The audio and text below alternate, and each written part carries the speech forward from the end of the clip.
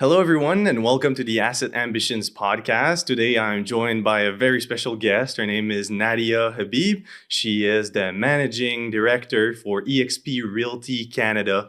She started as a real estate agent and grew from there. She's managing a whole lot of agents here in the Ottawa region, in the Canada area. And we got Nadia with us here today. Thanks for coming on, Nadia. Thank you for having me. I really do appreciate it. It's always a pleasure to be in Ottawa and to see you guys. And it just worked out that we get to spend this time together. Yes, thank you very much for coming to the office, right? It's always nice to see you. It's fun to see the EXP staff being active and cherishing their agents and coming to do presentations like you just did for us today. We had a 2-hour presentation before this podcast here. Great information. Thank you very much. Absolutely. Yeah. I find it, that's the one thing that differentiates us from a lot of other companies that are out there is that you have leadership on the ground with the agents. We don't hide behind the screen or offices, and we do engage as much as we possibly can, whether it's attending agent offices, different events, but we want to be accessible to all of our agents because we truly feel that there shouldn't be, a long path to get to leadership so that we can assist our agents in what they need on a daily basis. Yeah, totally agree. Yeah, that's a great structure we have, and we'll get to talk about that.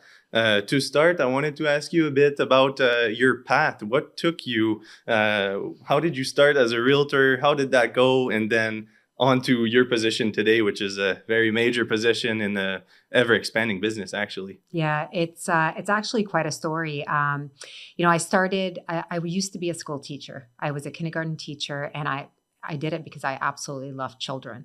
So when we moved back to Canada in 2005, I needed a new career. And the best career to get into was real estate because my family, they're into development, building homes, apartment buildings, and so forth. And that was just kind of the easy transition for me to get into real estate. It wasn't a career that I loved or that I was passionate about. It was something that I needed to do because I had a family. I had 3 children. So I needed to think more than an adult than follow passion. I got into real estate and I absolutely loved it. I loved the interaction with clients. I loved being able to help people purchase homes. And I love the confidence and the trust that my clients put in me. Yes. I was selling real estate for about 7 to 8 years. And then I wanted to be a manager. Teaching was always a passion of mine.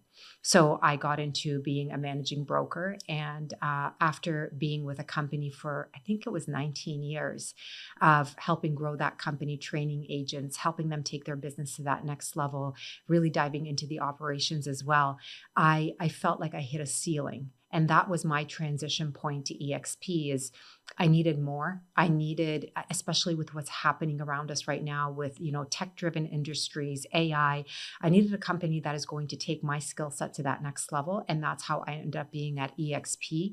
I started as a managing broker for Southwestern Ontario. And then I went into growth. And then I was the senior VP of growth and now managing director. I do it with passion. I do love what I do.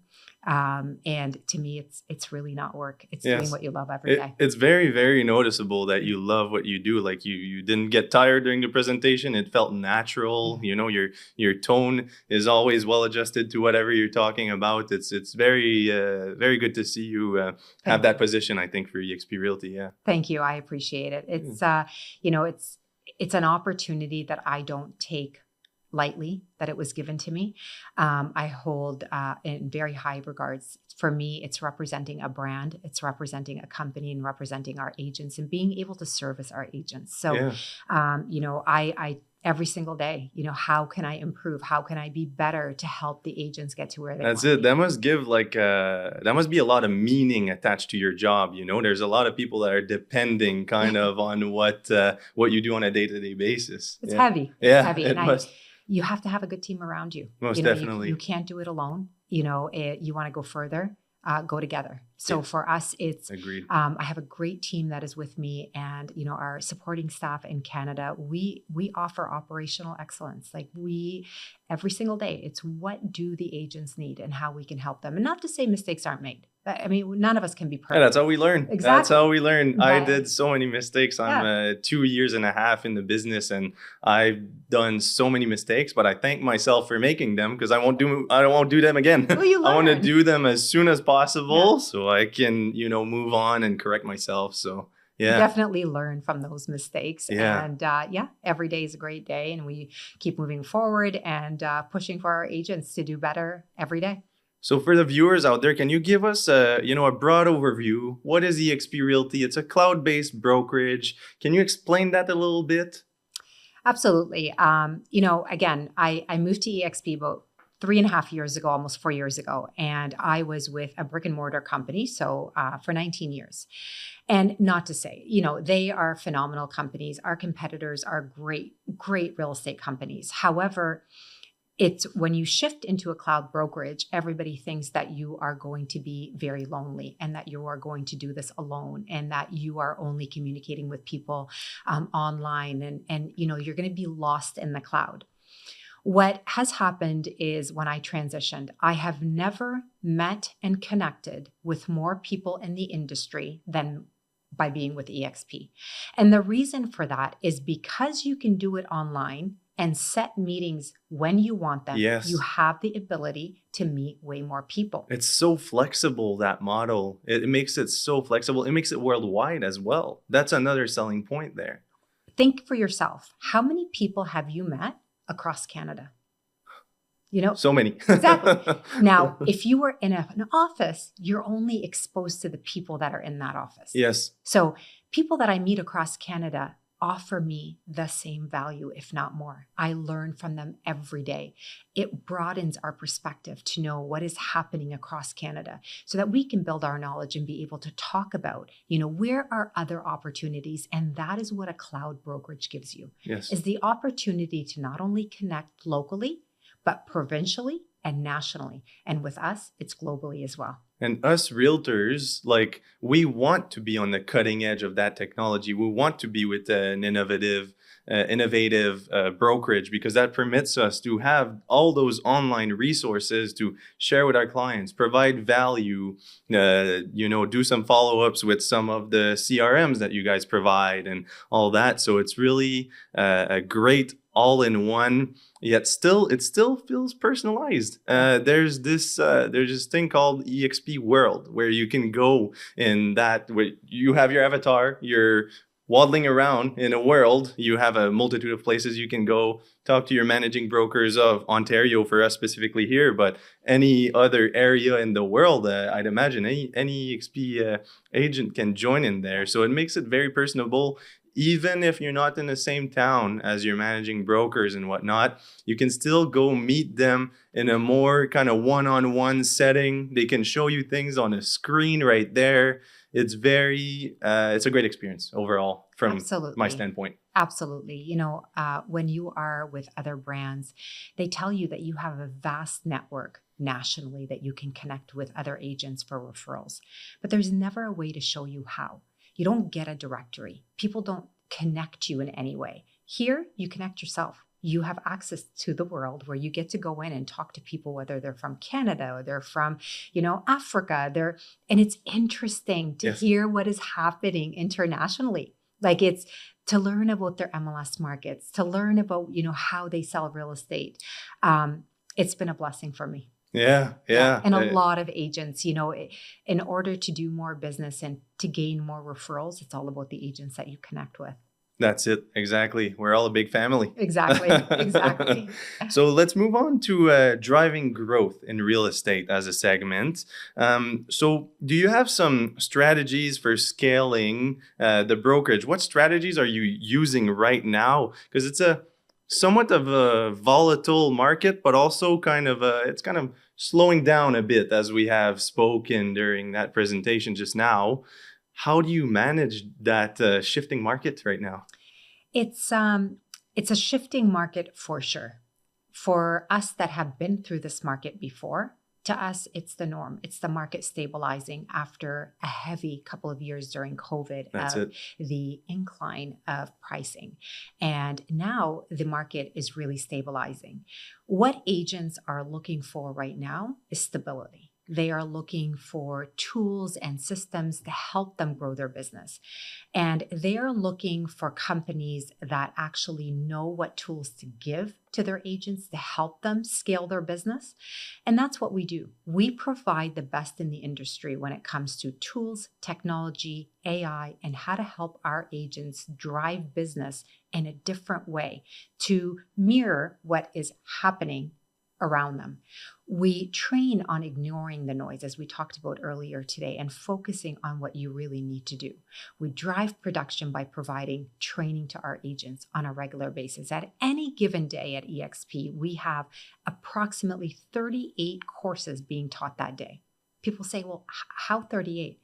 Don't forget, we're a global company. Yeah. If it's being offered in Africa, we have access to it. If it's being offered in Italy, we have access to it. That's it. US, Canada. And the beauty is giving back. So the culture at EXP is that we ask our agents to give back. So if it's something that worked for you, you go online and you teach it to other agents. We are not a closed book. Yes. We collaborate and we share. I absolutely love that for sure. Yeah. Yeah. And I think that is what's helping scale our numbers, like scale our growth, is that we offer so much to these agents. You know, when EXP first came up, people are scared. What do you mean an online brokerage? Yeah. You know, who do I talk to? Who's going to help me? But when you get used to the model and you know that you have help at your fingertips, you're actually talking to, in Ontario, 70 different brokers. You can call at any given time. You know, that gives you that kind of security that you have someone there supporting you all the time. We have departments just like any other brokerage to process offers, to help with listings, accounting, conveyancing, all of the above. Yes, even legal advice. Sometimes like Exactly. I'll have some clauses or some conditions I'm not sure how to write. I know I have a resource that I can contact and I can get to them 24/7. Yeah. Like that's a beautiful add-on right there. And to your point, like it always comes back to this, but the most innovative business in a certain industry, they always seem to outperform. And that was one of the things that drew me towards EXP Realty, because I felt like I could outperform some of the competition out there, being with the most innovative brokerage that I was able to find in my area. Yeah, I completely agree with you. I mean, we're not chasing the next shiny object. We are learning, testing, making sure that it works, and then implementing with our agents. Yes. Therefore, our agents have that confidence that if we bring tools to the table, we've already tested, tried it. And you're not reticent to feedback as well. That is what I like. Mhm. Sometimes some brick and mortar or some older businesses that are grounded in older ways have a hard time accepting the future. They have a hard time accepting what's the next wave that we can hop on. I feel like EXP Realty is able to accept Yes. and is willing to take in the feedback from their realtors, which is, I mean, we're the hands-on guys that are selling the homes, right? Yes. We're the guys that need, of course, the EXP services. So, of course, I think our feedback is worthwhile. I completely agree with you. I mean, that is the only way for us to improve our operations, and getting feedback from our agents is very important. That's why they receive, you know, the survey once a month, the NPS survey, and they have access to it on their EXP app at any given time. So if there's a problem, we want to know about it right away. And this is why, again, leadership does not shy away. I think pretty much everybody at the company has my cell phone number. If there is a problem, let me know and we will fix it. Yeah, that's it. Yeah, And I guess as you easy as running around like that in Canada, doing all these presentations, all these conferences, I guess that kind of, it always generates new ideas, right? You don't know who you're going to speak to. You don't know which hand you're going to shake and what idea might just click. And hey, we need to implement that next. And I guess you're the person that can coordinate in implementing what's next, right? It's amazing how much I learn from you guys on a daily. Like when I travel to the provinces and I talk to the agents, it's always a different conversation. And it's always interesting. And what I learn from them on a daily basis, it's really refreshing to see how many are diving into the new, but also accepting that my company has researched this for me, and this is what I'm going to use because they've done the research and I don't have to worry about the trial and error. Yes. So having confidence in the brokerage that is implementing the new technology is super, super important. I agree. Mm-hmm. I agree. So on to driving growth still, navigating the Canadian real estate market trends. We talked about regional hotspots or where the market seems to be directing in the Canada area in general. Where is that? Oh, um, one of the best things I say about the career that I have is that it gives me the ability to understand all markets across Canada. So right now we are sitting at Halifax, Saskatoon, New Brunswick, and Newfoundland, the hotspots in Canada. And not to say, not only in living expenses, purchasing homes, but also affordability of lifestyle. Yes. You know, it's a relaxing as well lifestyle. You're surrounded by greenery. It's refreshing. People that work from home, that don't need to be close to family, that don't have family close to them. How beautiful is it to be able to move to those such beautiful landscape over Oh there. my God. I need to take a look at Canada more in depth. I've been to a few spots, but it's so vast and you have so much to explore. Like you said, like the cost of living over there is much less than close to the capital here, or I guess the GTA area or Vancouver, like we spoke earlier. I mean, it's ever expanding those areas, but there's also a lot of people coming in to those places. Absolutely. We've seen a lot of migration happen within Canada to those provinces. Alberta was one of them as well, due to affordability, especially during COVID times where people were working from home and they could move to those provinces. Yeah, that's true. However, now it's people are looking for lifestyle. They're looking for family oriented. And with the inflation cost going up, with prices going up of housing, they're looking at affordability. Where can I find a home that is affordable, that allows me to have a good lifestyle? And that's what we all seek. I just came back from Newfoundland. It is absolutely breathtaking. And the scenery, the people are so nice. Halifax, the same thing. Saskatoon, the same thing. And again, I say, we are in the hustle. Ontario is a busy province. And if we looked at CREA statistics, the way they roll out statistics all across Canada, we took BC, Vancouver, Greater Vancouver, and we took Toronto, GTA. We put them in one bucket. The rest of Canada is doing great. It's the influx and condo listings there that is hurting our statistics. Yes, like you were saying. Yeah. That's very interesting. That's very interesting. I wasn't aware. What shadow listings? Is that what you were calling them? Yes. So we talked about... briefly explain what a shadow listing is? Yes. And not a lot of agents know about this, but shadow listings are never in the statistics that are released because they're not accounted for, because they're not listed on realtor.ca. So typically when a project goes up, an apartment building, there's a certain amount that is released to investors to purchase, and then there's some that are left. Let's say 25% that are left. Those are never listed on MLS or typically left till the end because market adjustment. We don't know if the price has gone up, price has gone down. Yes. It's gone down. It doesn't look good because people had purchased at a different price. So for us, we see the inventory that is given to us on the statistics from CREA, but we don't see the inventory when it comes to the shadow listing. That's it. So those are still sitting there. And a lot of the buildings that are built purposely for the investors. 500, 600 square feet, 800 square feet, nothing that you and I can live in if we want to have a family in them. Right? No, that's it. It's different. That's it. Exactly. Different market. Yeah, for sure. Well, I guess we don't see it all that much in the Ottawa region, do we? No. Ottawa is, we see a lot housing, but housing that, families. Yes. A lot of people move to Ottawa because they do have the government jobs, but it's the families that are moving. So it's always very family oriented and it's strong. I myself have properties here in Ottawa. Like I think it is a great market to invest in. Yes. I don't fear what people fear listening to the news and saying there's a downward market. It's not going well. I don't look at it that way. People will always need housing. People will always need to buy and they need to rent as long as it's affordable for them.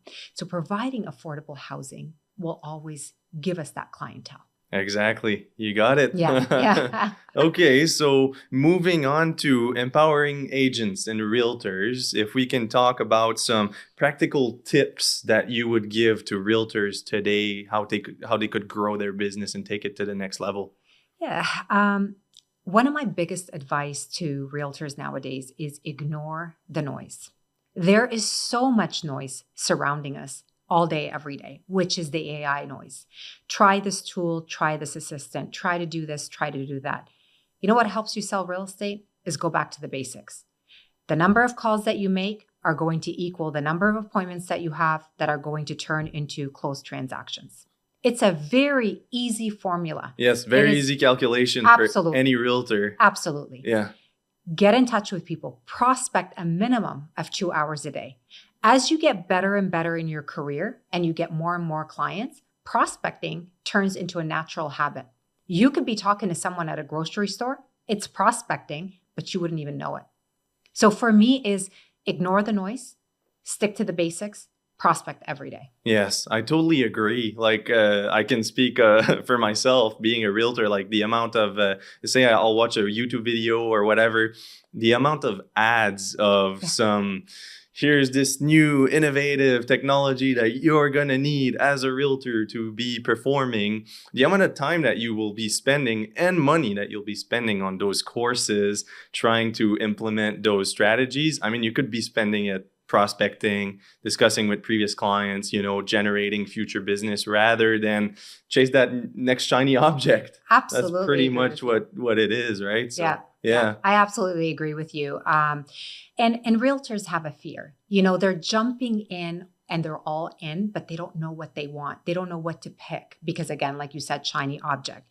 And it depends on the demographic of the agent. So depending on the age group that they fall in, AI is scary. For the baby boomers, it is scary if you're not into technology. So they tend to go, oh my God, if I don't get this, I'm going to fail at real estate. No. Yes. AI is never going to replace the agent. It is there to assist you and help you get to that next level if used correctly. But if you are the agent that is not going to use the tools in tech and AI and GPTs, then that is where it is going to surpass you. The next agent is going to be better at what they do. Exactly. Than what you do. Yes, implementing those tools. You got to see it as just a tool that you can wield and use to achieve your end goal. I completely agree with that. It is a tool only. It is not what is going to serve you leads. It is not going to close transactions for you. The client wants the human touch. It's not as personable as the human touch. That's it, exactly. Yeah. You can see it, some email or some text that's generated by AI. It's not personable directly to your client. If you do a phone call and you have a conversation and you remember that they have a dog, or you remember the name of their kid, or you remember something specific to them, they'll think about you as a realtor when they're doing their next transaction, or even they'll talk about you if ever there's someone else in their family that's looking. Absolutely. So, yeah, absolutely they will. And, there we go again. It is not something that is going to replace you. However, if you're having that conversation with your client and the client knows more about the market than you because they utilize those tools, that is what I mean. That's not a good look. It's going to eliminate you. That's not a good look. Exactly. Yeah. So, okay, it is a tool. It's worth utilizing it. What are some advantageous ways of using AI to our advantage, us realtors? Many ways. Right now, like the example that we used this morning in our meeting, right now, information is readily available for the consumers anywhere they turn, anywhere they punch in. It's out there. It's readily available at their fingertips. We are in a slower moving market for sellers, especially for properties that are overpriced. So we use the example of I can use my ChatGPT to plug in the address of that property that I'm going to list. What sellers are looking for is that they're not looking for just a presentation from you about the services that you provide, but they're looking for an action plan on how you're going to get my home sold, especially if they believe that their home is worth more than what buyers are willing to pay for right now.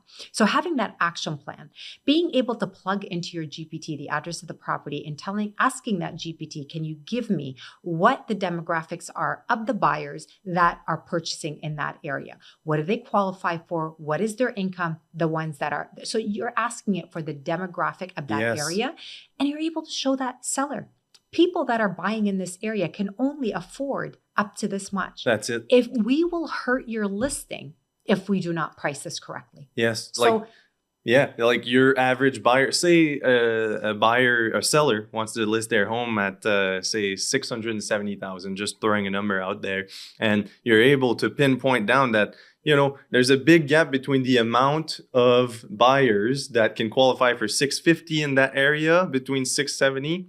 That can be a very worthwhile point to give to the sellers. If it's a difference of say 20% of the Yes. amount of buyers that qualify, I mean, it's probably a worthwhile sacrifice to bring it down 20,000 and accept the fact that you'll have a bigger pool of buyers. If not, I mean, you could spend a lot of time on market, and that's when guiding well with those tools is coming handy for sure. Absolutely. And again, this is you helping the seller make an educated decision. This is based on facts. This is based on statistics. Yes. Therefore, they look at you and they say, I am happy with my decision that I went with my real estate agent because they were able to provide me information that I couldn't research myself. So it's really important. Again, I emphasize, especially working with those sellers that bought during COVID times and overpaid for their property due to demand. And now we are trying to help those sellers sell their property, but they're expecting a big return. But remember, if they don't get that big return, they're also buying at a lower amount than what others paid. So it equals itself out. The market is stabilizing right now. Yeah, yeah. So to build a sustainable career, there's a lot of realtors out there that are coming from another work field. There's a lot of people that are kind of transitioning because it's they're done with their say government job, or they need change and they want something, they want to go get it. Yeah. So when you do that transition, what are some steps to have a sustainable real estate business? Because that's a big part of it. You can hit short term, get a great return, but if you don't think about the long term, it won't turn out well, your business, right? Yeah. Yeah, absolutely. I've helped a lot of agents in my years in real estate transition from full-time security, having a secure job, to transitioning into commission-based income. It's scary for a lot of people. It is really based on the confidence level that the person has and how much they want the career of real estate. I always suggest to them, think of it this way. If you are able to fit in 2 hours of prospecting in your day, and it doesn't necessarily have to be in the morning. There is morning, afternoon, evening, and weekends. If you are able to build that database, and that database is going to start coming into deals, and you were able to build the deal stream for yourself, then you can tell when you can quit that full-time job and dive quickly into real estate. And some people don't have the ability to succeed until they completely cut off the other job. Yes. Because they still fall into that comfort nest. You need to be all in. Exactly. It's an all-in type of business. You need to have skin in the game. If you think you'll be a part-time realtor, it'll be 2, 3, 4, maybe 5 deals a year. That's not sustainable. If you want something sustainable in the real estate world, you got to go all in. And it's a big leap. It's a big leap of faith, don't get me wrong, but definitely a worthwhile leap if you're looking for a meaningful industry to work in. I'm loving helping clients and working with a lot of first-time home buyers, which I think that's the most rewarding type of client to work with. And it's really fun. And even taking people from renting a place and then they buy their first home after renting, you help them rent in the first place, and then you do a couple follow-ups, keep them on your good side and help them buy after. It's such a rewarding job. It makes it worthwhile in the end. It's a lot of work though, but it really is. And it just like, you see that smile, you see that, happiness in their eyes when they close on their first property and they invite you, and you're just so happy to see them buy a home that they're going to be building a family or just living in. And they're so happy that you help them do it. It just gives you that level of, warmth, and then keeping in touch with them. And I always say the lifelong of a client and watching them transition from rent to first time to upscale, to downsize, Yeah. it's so rewarding because they become family to you. Yes, exactly. I mean, they become family. I got invited to a Christmas party to one of my clients How nice and it's is in that? 3 months from here. That's amazing. Like, I think that's amazing when they Yeah. invite you to things. Or I used to get invited to Sunday dinners. And I'm like, I've got 3 children. Yeah. Bring the children. We're gonna have so much fun. It feels so good. Like, it's such a people's business, Oh yeah. and not everybody's made for it. No, you got to have it in you. Yeah. That's for sure. Yeah. That's for sure. But I think the CRM is key, like you just said, spending 100%. some time in there. Because if you don't have that CRM structure, it's very hard to kind of project your estimated income and project your transactions Yeah. and how your clientele is going. If you're not kind of following up, how do you stay up to date with those clients? How do you know if they're thinking about selling or buying Exactly. in the near term or even in the long term? It's Yeah. worth to still be aware and Yeah. not miss that opportunity. Yeah, absolutely agree with you. I think the CRM is key. It is your book of business. So you have to make sure that all of your clients are in the CRM. You've got dates that are scheduled in there, notes. Make sure your CRM is synced to your phone so that if you're talking to a client, you're able to go back into your notes and remember things and be able to ask them about, I remember you had a baby. How's that going? Yes. It's so personal rather than just saying, well, I called to ask you if you would like to sell your house. Yeah, it's different. It's different to do that. For sure, for Yeah. sure. So talking about CRMs, let's go on to that a little bit. eXp Realty does provide 3 CRMs We through do. the CRM of Choice program. I don't know if you want to expand upon that a bit. Yeah, we used to have our agents using KV Core, which is now called Bold Trail, and we wanted to give again our agents the choice to choose which CRM that they would like to work with. So we introduced. They still have Bold Trail. They also have Close and they have Lofty. So they have the ability to choose from either one. That's fun Yeah. to be able to choose for sure. Absolutely. Yeah. Yeah. So we have Close that offers a CRM in French. Lofty will be offering the French version towards the end of 2025.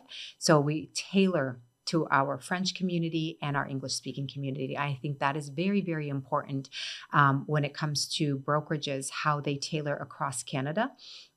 We are a global company. However, in Canada, we are Canadian focused. Yes. So when you say they offer it in French, is it like the user interface being in French Yes. or the AI tools also Everything. generating stuff in French? Yeah, it's going to be the interface. Yes. It's going to be the newsletters, communication that goes out to the client. Everything will be Okay. in French. And when you say newsletters, are there newsletters from eXp Realty that are generated for us?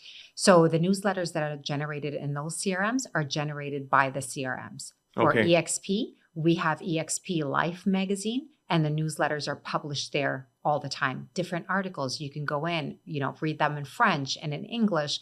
A lot of announcements about our Canadian agents, what's happening amongst eXp. A lot of news that goes out there. Very interesting. Very interesting. Let's move on to the future of real estate and talk about the market a little bit. Mm-hmm. What are your thoughts about the trends in the market? Let's stick to Canada. What are interesting insights that you might have? Yeah, the future of real estate, there will always be real estate happening around us, whether it's now, 10 years, 50 years from now. At what capacity and how it's being done, that is what's going to be changing. For example, 10 years ago, we never would have thought that there could be AI integrated into the things that we do and make our lives easier. Yeah. Prior to that, it was, what do you mean we're going to have an MLS? All brokerages were holding their own listings. They were working with a book this thick. I mean, luckily it wasn't at my time, but they were working with a book this thick. And now we have freedom of information. It's at our fingertips. What is going to happen 10 years from now? Who knows? It's so hard to predict. How we develop, how we evolve, because tools that are coming out today are no longer in use a week from now or a month from now. It's going to be interesting. However, I'm looking forward to it. If you adapt, you look forward to it. Where we see ourselves, we see ourselves as leaders in the industry. We continue to grow with what is happening around us.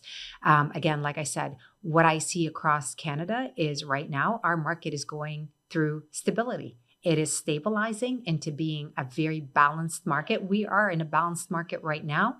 Are we ever going to see the influx of, what happened during COVID? Who knows? But when I was in Newfoundland 3 days ago, they're experiencing exactly what we had gone through COVID. They are getting multiple offers, offers way above asking because of the low inventory. Yeah, And shortage. that's going to happen anywhere. Where people are going to gravitate to, it's going to be based on affordability. What can our consumers afford? And that's where they're going to gravitate. It's very hard, but the demographics across Canada is amazing to see. A lot of migration happening within. That's beautiful. There's always going to be a need for homes. And I just hope that we get to a point where builders are able to build homes to keep up with the demand. Yes, it's not very easy in the Ottawa region currently for all of the buyers, that's for sure, to be able to purchase. But what I'm seeing personally, and that's where I work most out of, is Eastern Ottawa. So I work in the Limoges, Embrun, Russell, Orleans kind of region, and we're seeing quite a lot of people kind of pushing that way. I came in a small town, it's called Limoges, and it's 25 minutes east of Ottawa, very easy to get in town through the 417.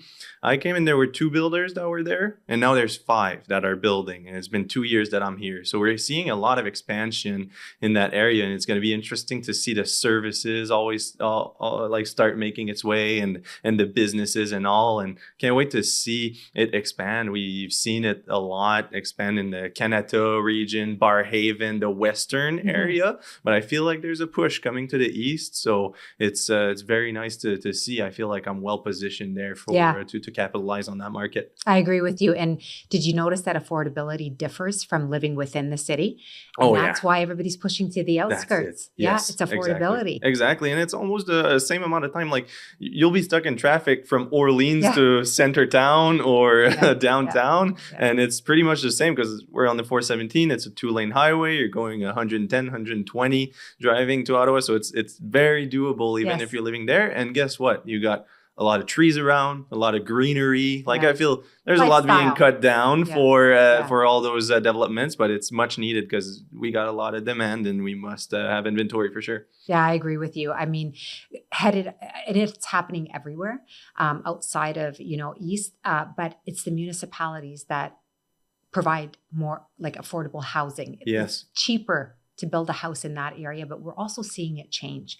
With lot prices after COVID, during COVID, they increased so much that builders are no longer able to put the same product on those lots without charging an excessive amount of money. That's it. And those homes are not being able, like those buyers can't afford those homes.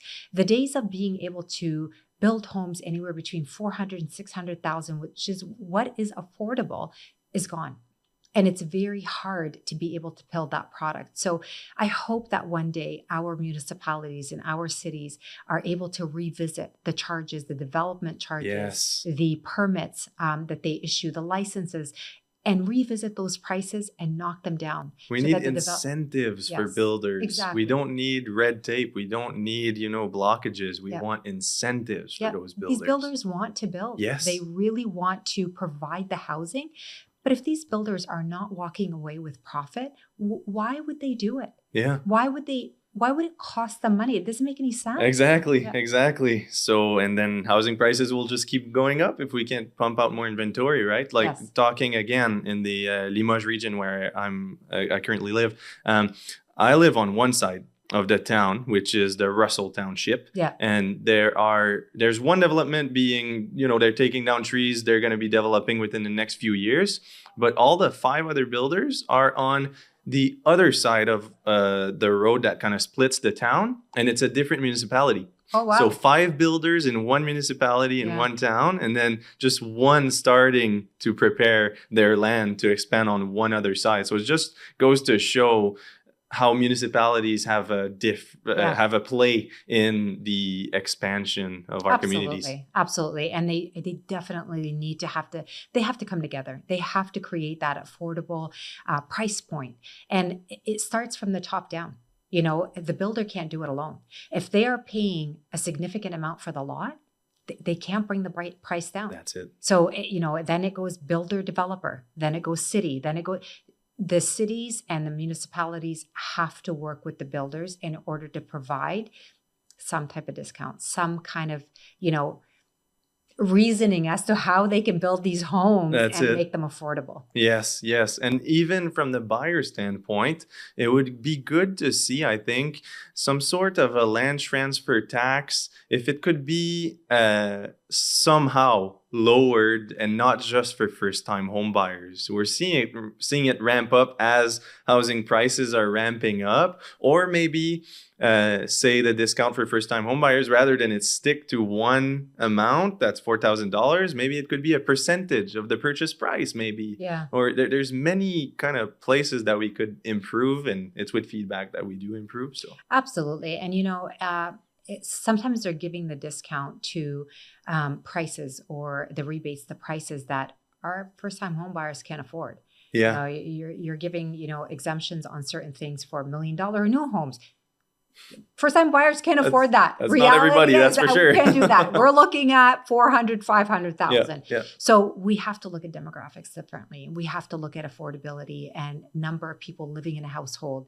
And housing is a huge problem in Canada right now. That's something that we need to pay attention to, Yes. advocate for on a regular basis, to be able to help our clients achieve the goals in life that they want to achieve. Yes, that's beautiful. I like you saying that. So I know it's hard to predict, but if you'd be able to put your finger on where you think the market will it be a stable market still, or will it be expanding and booming in 2030? What are your opinions? Wow, 2030. It's funny, my business plan is up to 2030. Market-wise, I wouldn't be able to tell you. I feel like we will always have a good market because it really depends on your outlook and what you see out there. You can either see the negative or you can see the positive. That's it. And the consumer confidence comes from professionals like us. We're not pushing them to the wrong track. We're pushing them on the right track. And I think we need that positivity. There are sales that are happening every single day. Are you going to be the realtor that steps back and says the market sucks? Or you're going to be the realtor that says there are sales happening every single day and I want to be part of that movement. Yes. So 2030, Canada, lots of room to grow. I mean, it is very big and it's a healthy market. It's a healthy economy. I love living here, having the opportunity to live here. So I don't see us going into any kind of issues from now until then. There will be a big difference in the way we conduct real estate in 2030 as to how we conduct real estate now. Just don't know what it is. Yeah. However, I am happy to be able to adapt to it. That's I'm it. happy to be able to see the road. We're in a great brokerage to yeah. be able to adapt to it. That's Yeah. for sure. Yeah. And it's very hard to foresee what's going to be happening, but I think I think the future is bright. I think believe so too. Like really you said, think so we too. can't get carried away by negative sentiments and everything. And often something to keep in mind is when you have some people or news or whatever saying negative things perhaps about the market or the directions that it might be going in, they profit off negative. They profit off it because it's they get more views. Yes. They get to run more ads. Yes. That's how they get their attention. So we can't get carried away by that. We must keep in mind that it's a stable country. We're well situated. We're very well placed. I agree with you. Yeah. I agree with you. So let's go on to more global influences. As eXp Realty, it's a global brokerage. So what about the influences? Like right now, we're seeing some tariffs to Canada, for example, and in many other countries, and there's a lot of nuances and everything. How's eXp Realty managing that? We don't get involved when it comes to, it doesn't affect our housing. However, it affects, import, export. It affects the economy at scale. But we don't get involved in that aspect of it because it's not really directly tied into our real estate agents. It's just the services that, or the products that consumers are purchasing. There will always be things that are happening globally. Again, it's where do I want to divert my attention? Where do I want my focus to be? there's always going to be negativity. There's always going to be attacks. There's Yes. so much out there. With the flow of information, we can't mute it. It's just a fact. With the social media revolution and being able to post all of that online, that's what it is. We get many opinions, we get the constant flow of it, and we can shut it off if we want to, but it's always going to be there. And I feel like it's a great technology. Like, for example, when the printing press came about and we were able to start printing like these religious books, and we were able to start printing other books and whatnot, that's when the flow of information, the free market was able to put their finger on the right ideas and be able to expand their knowledge together. And right now we're able to do it in a whole other level. Like this year, we're doing a podcast. This is an hour conversation. The amount of views that this will get, the amount of reach that the clips will get after that, this will be on the internet forever. Like this is like an autobiography of, me, the host, and getting all the guests on gives an opportunity for everyone to kind of share their ideas. And it's a beautiful technology. We should use it to our advantage and not deem it as something bad because we see some bad things on it. I think, again, like I always say, it really depends on your outlook and your vision and, how you perceive things. If you have a positive attitude, everything around you becomes a tool to help you get to a better place. And if you have a negative attitude, you're focusing on the negative, and that is what is going to affect your day-to-day. It's going to affect your business. It's going to affect your family. There's so much noise around us, and the world is never going to come to a complete halt where everything is perfect and peaceful. There will always be challenges, but so is life. You're going to have your ups, you're going to have your downs. It's how you manage those challenges and how you pull through them, and the people that surround you is what's going to help you get to where you want to get to. That's it. And this is the goal of the podcast. This is the goal to give hope to the young entrepreneurs out there, to give hope to the people that have ambitions. The Asset Ambitions podcast. This is the goal, to keep the flow of information being positive and inspiring people. And I hope that I can reach that goal. I want to ask you a more technical question about eXp Realty. That's a bit more personal because I do like digital assets. I like cryptocurrencies, mostly Bitcoin. And I wanted to ask you if eXp Realty is open, or does it already pay out commissions in those digital assets, or can you see it in the future coming? It's interesting. I don't know. We are not. We do not pay in those digital currencies. Do I see it coming? Haven't heard anything about it. I don't know. The world's changing every day. Yes. And that's all I can say is, like, it's changing every day. That's totally fair. You know, I think it's pretty cool. Having Glenn at the forefront and founder of the company, that man is so intelligent. I mean, his ideas are just beyond. So who knows what's to come? He's always inventing. He's always reinventing, and brings a really different perspective to the real estate industry. I mean, this is a man that started with an idea. Yes. An idea. And here we are. It's very big. 85,000 people idea. How many are we in Canada? 16 years later.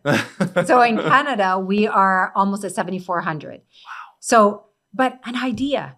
16 years later, 85,000 people. That's it. That's a movement. It's expanding a very lot. Much. So yeah. It's very innovative. And if there's a brokerage I had to put my finger on, I think eXp would be one of the first to adopt digital currencies. And anyways, if I can give feedback, I think it could be greatly beneficial to let's hope the Glenn will watch this and reach out to you. Yeah, for sure. It'd be my pleasure to connect with him. Of for sure. Course. Yeah. So let's move on. I wanted to kind of tie up the conversation a little bit. In a short answer, what is a piece of advice that you'd give to a new realtor that's just starting out? They want to get started. They want to expand their business. What would that one thing be?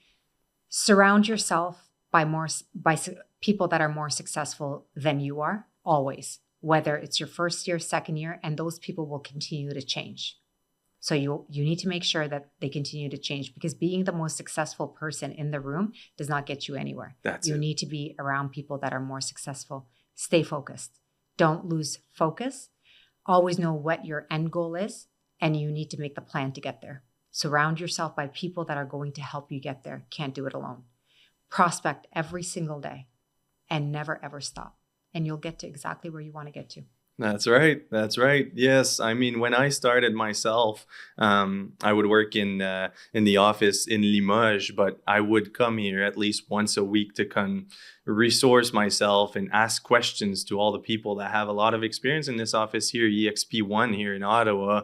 And it's always great to bounce ideas off of them, just ask questions, Yeah. just absorb the information, Yeah. just be a sponge. Yes, You want to be yeah. a sponge and absorb all that information. Yeah. If you're in the room, like you said, and you're the most knowledgeable person, you're not in the right room.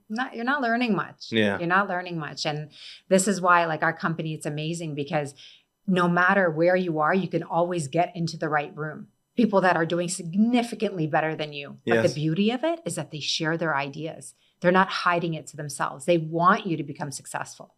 That's correct. That's correct. So I want to bring it to the signature questions of the podcast, and then we'll wrap it up. So I have 2 questions here for you. What would be the advice that you'd give to your younger self if you could go back? It's a good one. There's a lot of advice that I would give to my younger self, but it's have the confidence that you will get to where you want to get to. So the confidence part I always struggled with because, when I got into real estate, I mean, even now, sometimes you feel like it's a very male dominated industry. And it was, if I went to a big listing presentation, I needed to take a male with me. I didn't have that confidence to be able to do it myself. And now I look back and I say, you could have done it yourself. But it's not having that confidence. Yes. So that's the advice that I would give. That's totally correct. You need to set your aim very high. It is attainable. Yeah. There's a reason that we have the Elon Musks and the Jeff Bezos of the world. Correct. It is attainable. They made it happen. Yeah. Anyone can do that. Exactly. Yeah. And now for the final question, what is your most prized asset? Oh, man. I would have to say, and not an asset, but my most prized possession in this world are my children. They are my life. They are my smile every day, every breath that I take. They are my driving force. Every day I work hard because I want to inspire them and aspire them to be more. I'm proud of them every single day. I'm very blessed with 3 very intelligent, successful, beautiful human beings that contribute back to society. Without them, I wouldn't know where I would be. They've been my driving force since I was 19 years old. And to this day, every single day, I am so thankful for the relationship that we have and for them because they help me every single day want to achieve more. That's beautiful. That's a beautiful vision. I really like it. Thank you. That's very heartfelt. So thank you very much, Nadia, for coming on to the podcast. This was pleasure. A great episode. Thanks for tuning in to the 18th episode of the Asset Ambition podcast. If you're aiming up, if you're a future aspiring entrepreneur, watch this podcast. This gives great advice for realtors out there, any entrepreneur. We get plenty of guests. We got social media experts. We get home inspectors as well to provide some values to you buyers and sellers out there. So stay tuned with the Asset Ambitions podcast. Thank you very much for watching, and thank you very much for coming on. My pleasure. Thanks for having me. Appreciate you.